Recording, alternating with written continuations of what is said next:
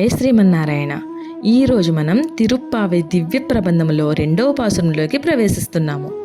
ఈ పాసురంలో తిరుప్పావై వ్రతంలో చేయవలసిన పనులు, చేయకూడని పనులు, ఎవరి కోసం, ఏ ఫలితం కోసం ఈ వ్రతం అనే విషయాలు ఆండాళ్ తల్లి ఈ విధంగా తెలియజేస్తున్నారు. ఈ భూమండలంలో ఎవరైతే నిజమైన ఆనందాన్ని, సుఖాన్ని పొందాలని అనుకుంటున్నారో వారందరూ రండి. పాలసముద్రంలో శయనించి ఉన్న ఆ పరమపురుషుని పాదాలకు ధ్వని కాకుండా మెల్లగా మంగళాశాసనం పాడుదాం. ఈ వ్రత సమయంలో నేతిని గాని పాలను గాని ఆరగించము. తెల్లవారుజామునే లేచి స్నానము చేస్తాము. కంటికి కాటుక పెట్టుకోము. కప్పులో పూలు ధరించము. మా పెద్దలు ఆచరించని పనులు మేము కూడా చేయము.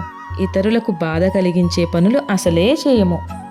జ్ఞానాదికులకు ధనధాన్యాలతో సత్కారాలు అందిస్తాము. ఈ విధముగా జీవిస్తూ నిజమైన ఆనందాన్ని పొందుతాము.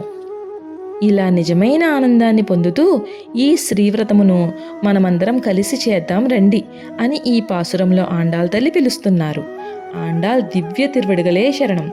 ఈ పాసురానికి అనుగుణముగా పాల సముద్రంలో శయనించి ఉన్న ఆ పరమపురుషుని పాదాలు, స్వామి స్వరూపముతో ఈరోజు ఆండాళ్ జడ అలంకరించబడి ఉన్నది. శ్రీ ఆదికేశవ ఎంబేరుమన్నారు కోవెలలో ఆండాళ్ జడ